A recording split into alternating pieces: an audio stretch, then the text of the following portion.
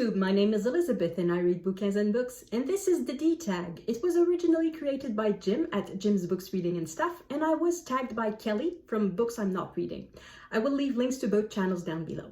The small print at the end of Jim's tag says, if you haven't read anything by Dahl, Dickens, or Dostoevsky, you can substitute these authors for others beginning with D. So the reason I'm starting with that is that the first prompt is D is for Dahl, and I've never read anything by Dahl. I think he's a non-entity in French. I think he's translated. I think his books do exist in French, but I did not grow up on them, and as far as I know, he's not more important in French than any other author. So I haven't read anything by Dahl. So I will replace him by an author of my youth. Not my childhood, my youth, my teenage years, that I read a lot when I was a teenager, and that is Alexandre Dumas. I read The Three Musketeers when I was 13, I think, and then I never stopped reading Alexandre Dumas. I read the other two volumes in The Three Musketeers, and I read anything I could find by Alexandre Dumas. Given that he wrote about 200 books, what I could find is not that much, but I read everything my library had. So my favorite Alexandre Dumas remains the first one that I read. It's The Three Musketeers. It's followed closely by The Count of Monte Cristo, which is an awesome book, but I have to give the edge to The Three Musketeers, not just because it's the first one that I read, but because I think of both books, there are more memorable scenes in The Three Musketeers, and I really like a book that can be reread by scenes, not that doesn't need to be reread completely, but that you can just go and read a few chapters here and there, and The Three Musketeers for that is just awesome. Prompt number 2. D is for Doctor Who. What is your favorite book about time travel? I don't read science fiction. I probably should, because I'm sure I would love it. So if you have any good science fiction recommendation or time travel recommendation, please leave it down below. For the moment, the only thing I can suggest is one of my favorite books. It's The Man Who Could Walk Through Walls by Marcel Aimé.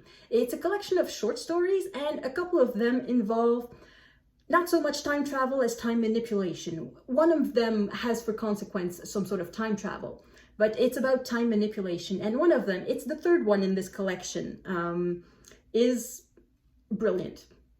It's called La Carte, so I suppose it's just the card in English, or perhaps even the time card, something like that.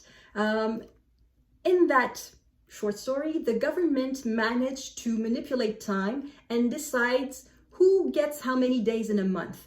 Worthy citizens will get the full month, but unworthy citizens, those who are lazy, those who cost the government too much, those who are not productive, will only get a few days per month. And it's hilarious. The consequences are hilarious, but it's at the same time extremely brave by Marcel Aimé, because that book was published in 1943. That means when France was under Nazi occupation, and when the Nazis were deciding who gets to live and who doesn't. So I'm flabbergasted that this went through censorship and managed to be public, because years later, it's obvious to me that Aimé is mocking the Nazis, that he's mocking this government that pretends it can decide who gets to live and who does not. But it's humorous, so I guess it didn't count back then. That's the only answer I can come up with for time travel. But as I said, if you have suggestions, please leave them down below. I want to expand my reading. It's one of the reasons why I love BookTube so much, is to expand my reading. So, next prompt. D is for dark. What is the darkest book you have read? I've read it recently, and it's Our Bodies, Their Battlefield by Christina Lamb. I cannot say too much because it's for the BookTube prize, but I can say that it's dark. It's about rape being used as a weapon of war. So every page of the book is about rape. It's dark. D is for Dickens. How many Dickens novels have you read? I've read 2. I've read A Christmas Carol a long time ago, and I think I've reread it at least once afterwards. And I've read David Copperfield recently. In fact, I read it last December. So these are the only 2 Dickens novels I've read. I want to read Bleak House. That one I do own a copy of, and it's on my to be read at some point. But I don't know if I want to read more than that. I'm not a completist by nature, so I don't mind if I don't read every book by an author. And so far, the 2 books that I've read don't make me want to read all of Dickens. But who knows? I may end up reading all of Dickens one day. D is for dictionary. In these internet years, do you still use physical paper dictionaries? Yes, in two situations. I use paper dictionaries when I need a translated word. Bilingual dictionaries online suck. They are not good. They may be okay for casual things, but for professional use, they're really bad. So I still use paper dictionaries for that. Perhaps I should say that I work in the field of translation and I do use dictionaries as a professional. So professional grade dictionaries on paper are still very useful. They exist electronically, but they're very expensive. They are not cheaper. You may think they are, but they're not, because the paper dictionary, let's say it will cost you $80. It's going to be good for at least 5 years, probably 10. But if you buy the electronic subscription, they will charge you $50 for the same dictionary, and that will be per year. So you will have to pay $50 every year. So after 10 years, instead of paying $80 for a dictionary that more than one people can use, you'll have paid $500 for a dictionary that only one person can use because you have just one license for that $50. So for that reason, that's a situation where I use paper dictionaries. It's for work. And the other situation is when I don't know how to spell the word.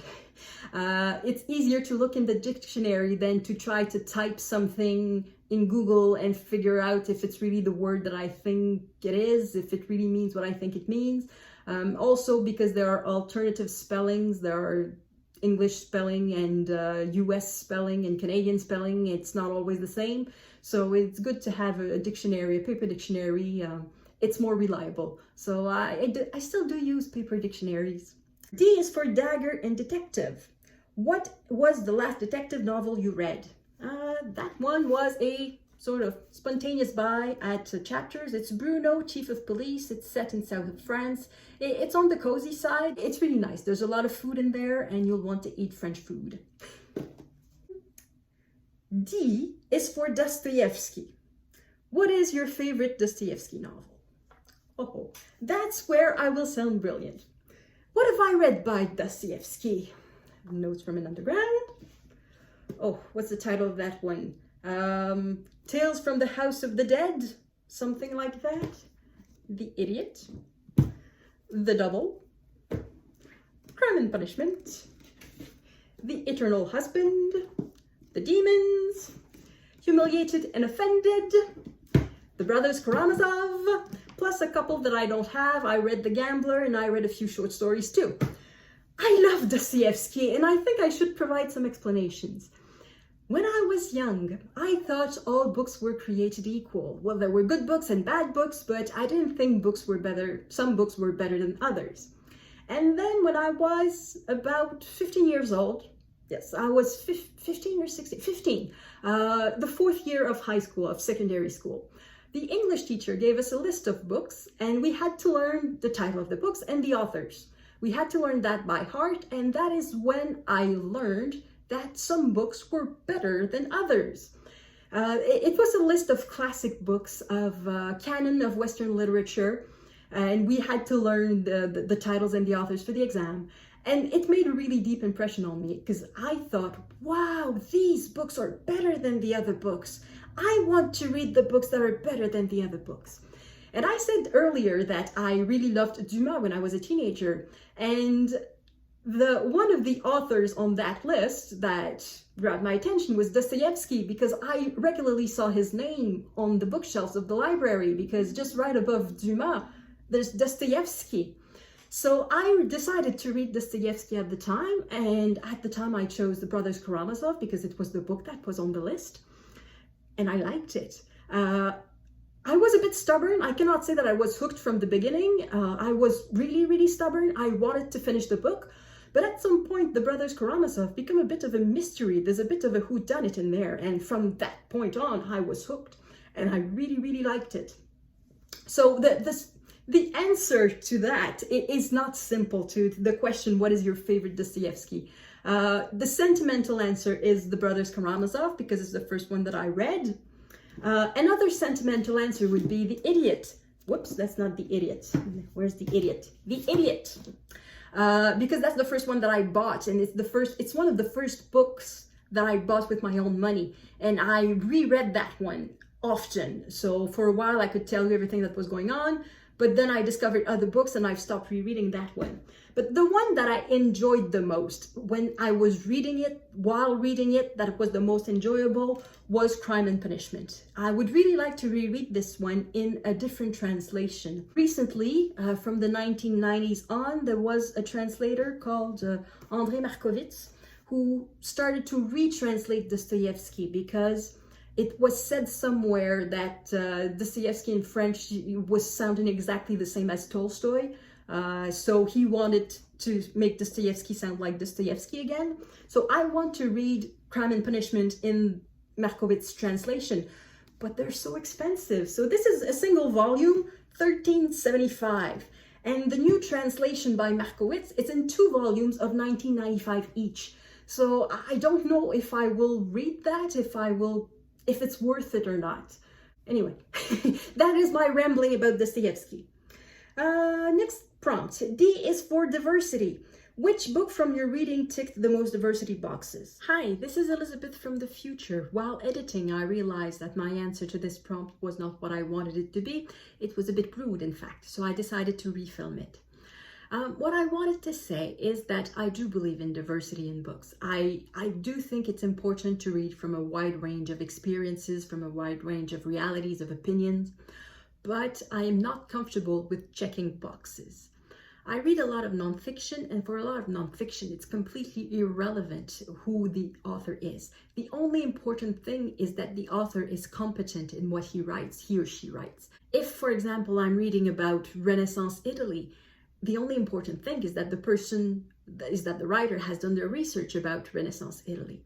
It does not matter whether the person is black or white, whether they are Muslim or Catholic, whether they are gay or trans or straight. It does not matter at all. So I am very uncomfortable with checking boxes, and I'm very uncomfortable with people measuring their quality as a reader by checking boxes. I think there's a lot of virtue signaling in these checking boxes. So I don't pay a lot of attention to that. I pay attention to the content of the books. I want to make sure that I read about a lot of things, and hopefully, if the publishers do their work well, it will mean that I am reading by authors from various backgrounds too. So that's the answer I wanted to prompt. D is for drawing. Who is your favorite visual artist? It's hard to choose. I'm going to use favorite as one that I like and that I happen to be thinking about. And the reason I happen to be thinking about that precise one, it's because I discovered him in my college literature textbook. So this is the textbook that we use in college for literature, and it's full of pictures of paintings. Well, I say full, but like this. And one that was particularly awesome is this one, which is The Embarkation of the Queen of Sheba by Claude Gelée, nicknamed Le Lorrain.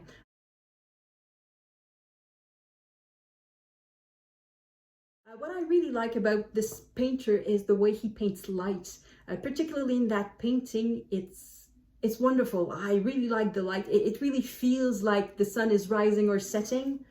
I think in this case it's setting. And I saw the original picture at the National Gallery in London, and the way it was placed, how can I say that? Well, it was on a wall, but that wall could be seen from the next room because it was framed by the doorway into the room. So when I saw it, it was lighting up the entire place. It was gorgeous. So that would be my answer for today, because on another day I could come up with a different answer for favorite visual artist, but that's going to be my answer. Claude Gelée dit Le Lorrain.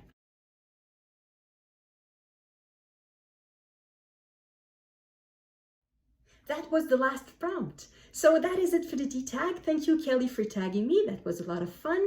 I think I will go on with this alphabetical series. They're really fun. So thank you, Jim, for creating it. And thank you, everyone, for watching. I will see you in the next video. À la prochaine.